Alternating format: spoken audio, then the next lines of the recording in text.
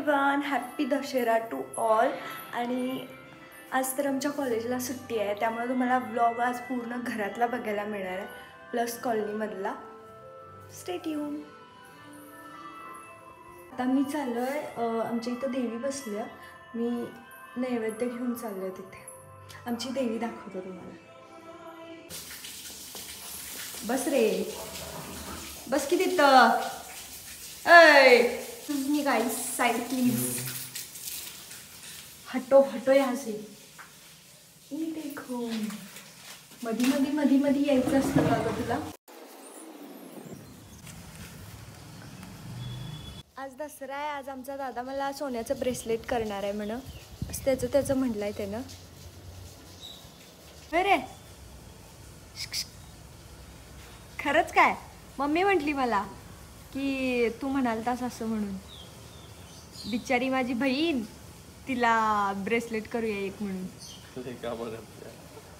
काय नाही आहेत कामं, नाही आहेत काम. जर ह्यानं मला ब्रेसलेट केलं नाही तर ह्याच्या लग्नात ह्याच्या बायकोला मी 1 तोळं सोनं पण घालू देणार नाही. बरोबर चालतंय काय? आता मी ब्लॉगमध्ये सांगितलंय, हे ब्लॉग मी यूट्यूबला टाकणार आहे, त्यामुळे हे माझ्या फोनमधून जरी डिलीट झाला तरी ते सेव्ह राहणार आहे. त्यामुळं अजून बायको ठरणार आहे, जी कोणी असेल तेव्हा हा ब्लॉग मी तिला पाठवणार की असं असं झालं, त्यामुळं तुला काय सोनं बिनं काय मिळणार नाही. हा काय निर्लज्ज.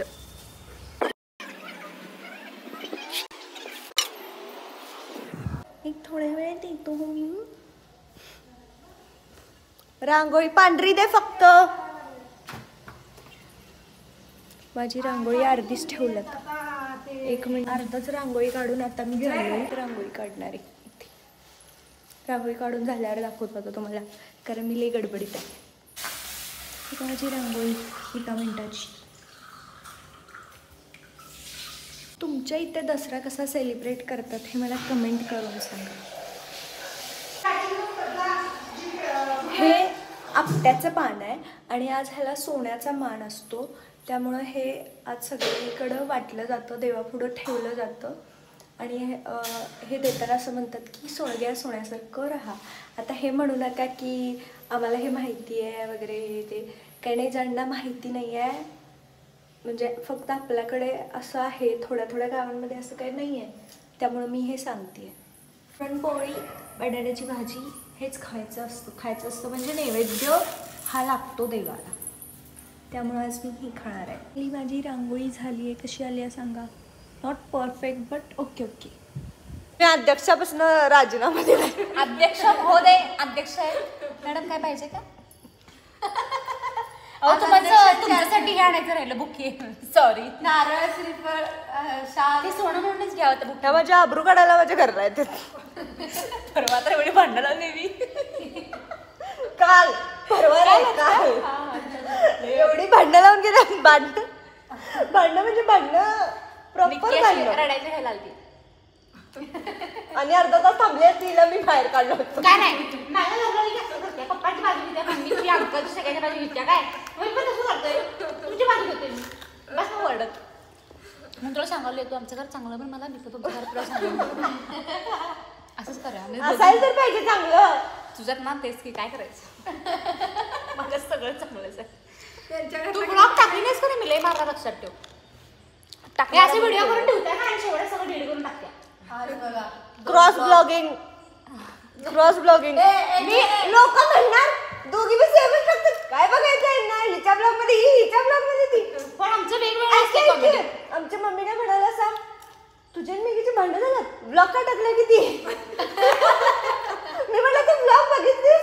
नाही अजून, ते इन्स्टाला हे बघितलं. खरंच असं हेडिंग टाकत जाऊ नकोस ग, मिनी हार्ट अटॅक येतोय आम्हाला. आता थोड्या दिवसांना लोकांना पण सवय होणार आहे. तुम्ही ना काय काम नाही. खरंच भांडण झालती.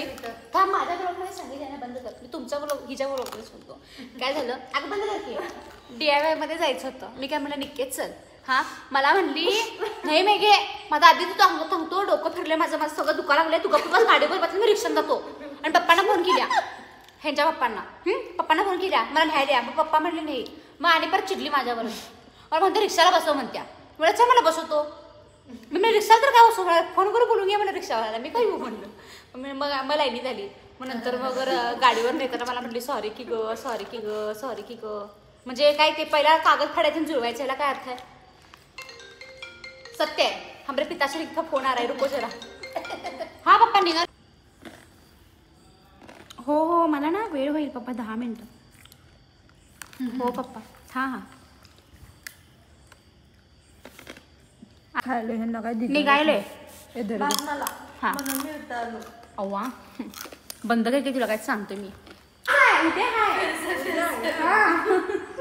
दुसरं लेक्चरला उद्या काय झालं प्रॅक्टिस करू काय अहो इथं मराठी बोलायला येत नाही मला उद्या इंग्लिशमध्ये बोलायचं बोलताय काय इंग्लिश येतंय की आम्हाला?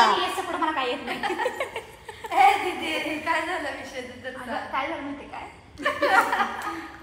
एका मॅमचं लेक्चर झालं होतं का त्यांचं कसं होतं फ्रायडेला शेवटच्या 15 मिनिटात तर त्यांनी चौघांना पुढे जाऊन स्टेज रिडिंग वाढावं म्हणून काहीतरी एक कुठला पण सब्जेक्टवर बोलायचं इंग्लिशमध्ये ते पण आणि निकीला पहिला विचारलं दिव्या म्हणली काय आणि मी असं हिला विचारलं मी डिस्कशन करा असं म्हणलो काय नक्की हा घेऊया तोपर्यंत येस डिअर म्हणली मॅडम येस डिअर म्हणली तर काय डिअर मॅडम काय सांगू म्हणलं मॅडम नमस्कार म्हणलं मॅडम तिथं म्हणलं घ्या नाव आणि नंतर मग मी मुंबईला जाणार आहे आणि नाही व्यक्तीनं तर उद्या तुमची ताबरोगड मिळणार आहे मी उद्या मुंबईला चालले आणि ही उद्या एकटीच प्रेझेंटेशन द्यायला जाणार आहे. पद्धत असते निक्की दीदी हे काय बरोबर काय माझ्या लग्नाला चाललंय काय मुंबईला नाही फिरायला चाललास ना विषय संपला मला बोलेल नाही फिरायला चालला ना विषय हो. संपला आई शपथ काय सांगतेस ग ये नारळ पडला बघ शिरायला कसला मोठा नारळ झाला फिरायला तर जावा चला दिवाळी झाल्यावर चला गाईज आम्ही फिरायला जाणार आहे फ्लाईटचं तिकीट बुक करतो कशी सांगायला फिरायला जाणार तुम्ही जावा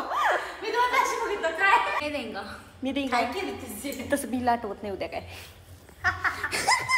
हिनं काय आज बोललेलं ते पण आठवत नाही तिला काय नाही ब्लॉक करतो आमच्याकडे मंडळाच्या अध्यक्षांना फोन आलेला आहे आम्ही एवढं जाड नाही आहे काय निक्कीच्या हे अध्यक्ष मंडळ आहे तिथे भेटतो मी बेड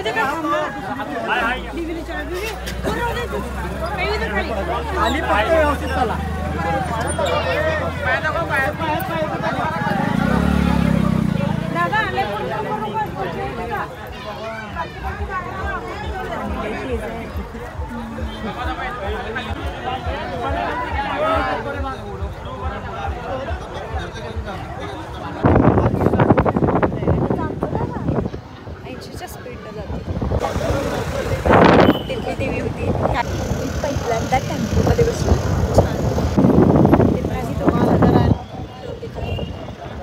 सगळी नॉर्मल आहे मला तर काही भीती वाटत आता घरात जाऊन बघूया किती शिव्या खायच्या आहेत दादा पण आला आमचा बट आय डोंट नो